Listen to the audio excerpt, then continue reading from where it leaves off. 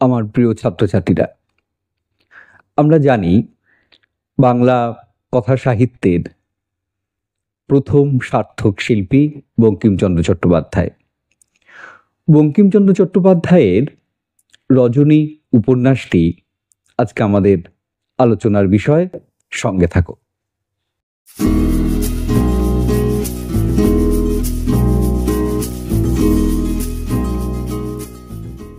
বঙ্কিমচন্দ্র চট্টোপাধ্যায়ের রজনী উপন্যাসটি প্রকাশিত হয় 1875 সালে বঙ্গদর্শন পত্রিকায়। পরে এটি গ্রন্থাকারে প্রকাশিত হয়। রজনী উপন্যাস লেখার প্রেরণা তিনি লাভ করেছিলেন লর্ড লিটনের একটি বিখ্যাত উপন্যাস লাস্ট ডেইজ অফ পম্পি, যেখানে নিদয়া নামে এক কানা ফুলওয়ালির কাহিনী বর্ণিত হয়েছে। আর রজনী উপন্যাসে বর্ণনা করা হয়েছে রজনীকেই, যে রজনী জন্মান্ধ ছিল। রজনী উপন্যাসটি 5টি খণ্ডে বিভক্ত। এই 5টি খণ্ডের মধ্যে আবার বিভিন্ন পরিচ্ছেদ রয়েছে। প্রথম খণ্ডে 8টি পরিচ্ছেদ, দ্বিতীয় খণ্ডে 7টি পরিচ্ছেদ, তৃতীয় খণ্ডে 6টি পরিচ্ছেদ, চতুর্থ খণ্ডে 7টি পরিচ্ছেদ এবং পঞ্চম খণ্ডে 4টি পরিচ্ছেদ। অর্থাৎ 5টি খণ্ডে মোট 32টি পরিচ্ছেদ নিয়ে এই উপন্যাসটি রচিত হয়েছে। মূল কাহিনীতে রজনী এবং শচীন্দ্রের কথাই ব্যক্ত, তবে উপকাহিনী হিসেবে যে লবঙ্গলতা ও অমরনাথ আছে সেটিও কম গুরুত্বপূর্ণ নয়। তবে এই যে 5টি খণ্ডতে মূলত রজনী, অমরনাথ, শচীন্দ্র এবং সকলের কথা, অমরনাথের কথা, এইভাবে 5টি খণ্ড বর্ণিত হয়েছে। এখন প্রথম খণ্ডেই বর্ণিত হয়েছে রজনীর কথা, দ্বিতীয় খণ্ডে বর্ণিত হয়েছে অমরনাথের কথা, তৃতীয় খণ্ডে বর্ণিত হয়েছে শচীন্দ্রের কথা, অতএব শচীন্দ্র সেখানেই বক্তা। আর চতুর্থ খণ্ডে বর্ণিত হয়েছে সকলের কথাই, আর পঞ্চম খণ্ডে আবার অমরনাথের কথা। এইভাবে আমরা দেখেছি। বঙ্কিমচন্দ্রের অন্যান্য উপন্যাসেও বিভিন্ন খণ্ড বা পরিচ্ছেদ অনুযায়ী আমরা দেখেছি যে তার একটি নামকরণ করেছেন। অতএব এখানেও তার খুব একটা ব্যতিক্রম ঘটেনি। আমরা আগে বললাম যে লর্ড লিটনের লাস্ট ডেইজ অফ পম্পি উপন্যাসের প্রেরণায় বঙ্কিমচন্দ্র তার রজনী উপন্যাসটি লিখলেন। দুটি উপন্যাসের সঙ্গে মিল কোথায়? লাস্ট ডেইজ অফ পম্পিতে ছিল এক ওই নিদয়া নামের কানা ফুলওয়ালির গল্প, আর রজনীতেও এই জন্মান্ধ রজনী, সেও ছিল ফুল বিকৃতি এবং ফুলওয়ালি। অতএব এই দিক থেকে মিল, কিন্তু একটা পার্থক্য কি? তাহলে কি বঙ্কিমচন্দ্রের উপন্যাস আর লর্ড লিটনের উপন্যাস একই রকম বা তার ভাষান্তর মাত্র? এমনটি মনে করার কোনো কারণ নেই।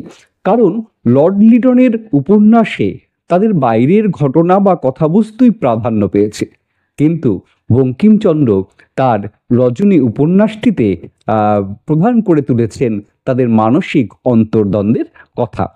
রজনী, আমরা জানি যে রজনী জন্মান্ধ ছিল। বালিগঞ্জে তাদের একটি ফুলের বাগান ছিল, সেই ফুলের মালা তৈরি করত, আর তার বাবা বাড়িতে বাড়িতে গিয়ে সেই মালা বিক্রি করে যে উপার্জন করত, সেই উপার্জনেই তাদের সংসার চলত। লবঙ্গলতা রজনীর কাছ থেকে রোজ ফুল এবং মালা কিনত। বিশিষ্টতা হলো এই, যে পরিমাণ ফুল ও মালা সে নিত তার চেয়ে অনেক বেশি দাম দিত। এর ফলে কি হতো? রজনীদের সংসার খুব স্বাচ্ছন্দ্যে এবং স্বচ্ছন্দে চলতে পারত। কিন্তু রজনীও তার প্রতি গুণমুগ্ধ ছিল, কারণ রজনী লবঙ্গলতা প্রসঙ্গে বলতে গিয়ে তখন বলল, আসলে মানুষের রূপটা বড় কথা নয়, মানুষ কতটা গুণবতী সেটাই তার চরিত্রের বা ব্যক্তিত্বের আসল দিক। সেই দিক থেকে বিচার করলে রজনীর কাছে লবঙ্গলতা ছিল প্রকৃত গুণবতী নারী। একদিন ফুল দিতে গিয়ে রামসদয় মিত্রের ছোট ছেলে শচীন্দ্রের কণ্ঠস্বরের শুনে তীব্র আকর্ষণ অনুভব করল। শচীন্দ্রের কণ্ঠস্বরে তীব্র আকর্ষণ অনুভব করার পর তার স্পর্শ যখন পায় সে তখন মনে করল তার স্পর্শ গুণময় এবং কুসুমময়। তাই বারবার নানা ছলে রামসদয়ের বাড়িতে শচীন্দ্রের কথা শুনবার জন্য যেত। অতএব এই যে অনেকবার করে নানা কৌশল তৈরি করা, নানা যুক্তি খাড়া করে তার বাড়িতে যেত, কারণ শচীন্দ্রকে সে জানি মনে প্রাণে একটু ভালোবেসেই ফেলেছিল। একদিন মা বাবার আলোচনা থেকে জানতে পারে, রজনী বুঝতেও পারলো এবং জানতে পারলো যে লবঙ্গলতা এবং শচীন্দ্র তার বিয়ের আয়োজন করছে। হরনাথ বসুর ছেলে গোপাল অর্থের বিনিময়ে রজনীকে বিয়ে করতে রাজি হয়েছে। তার রজনীর মাথায় এই কথা শুনে যেন আকাশ ভেঙে পড়ল। সে ঠিক করলো মিত্রবাড়ির আর যাবে না, কারণ কি সেখান থেকেই তো তার সম্পর্কে জানতে পেরেছে, বিয়ের কথা উঠেছে তাই।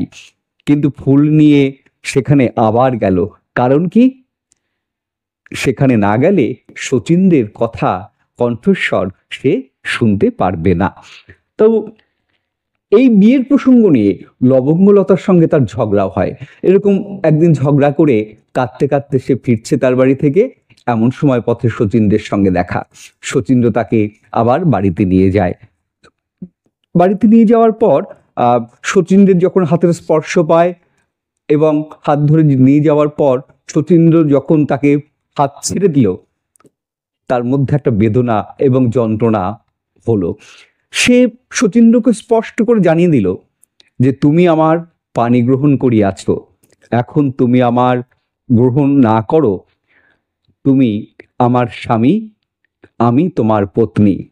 অতএব এই অঙ্গীকার, এই স্বীকারোক্তি রজনীর করল স্পষ্টভাবেই, তার মধ্যে কোনো কার্পণ্য বা দুর্বলতা ছিল না। এই সে আরো জানালো এই অন্ধ ফুলওয়ালির আর কেউ স্বামী হবে না।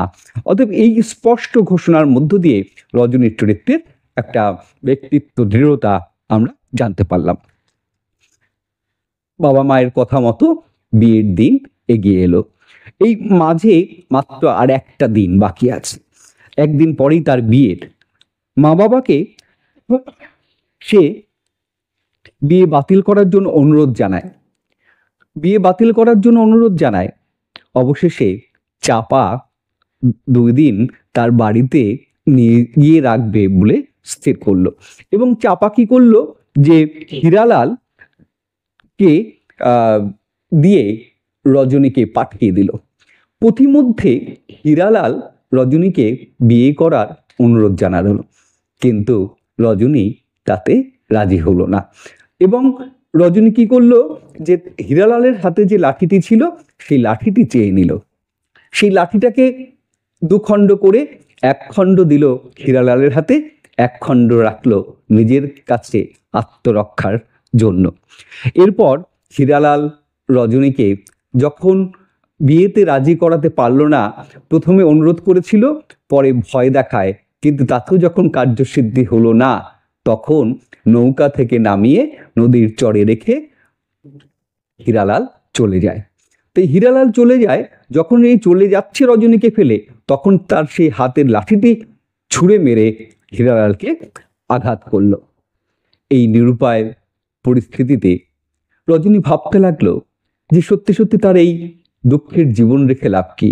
সে তো ইচ্ছা করলেই জলে ডুবে মারা যেতে পারে। কিন্তু মনে যখন তার এরকম নানা দুশ্চিন্তা এবং ভাবনা জেগে উঠেছে, তার পাশাপাশি ভাবনা জেগে উঠল শচীন্দ্রের কথা।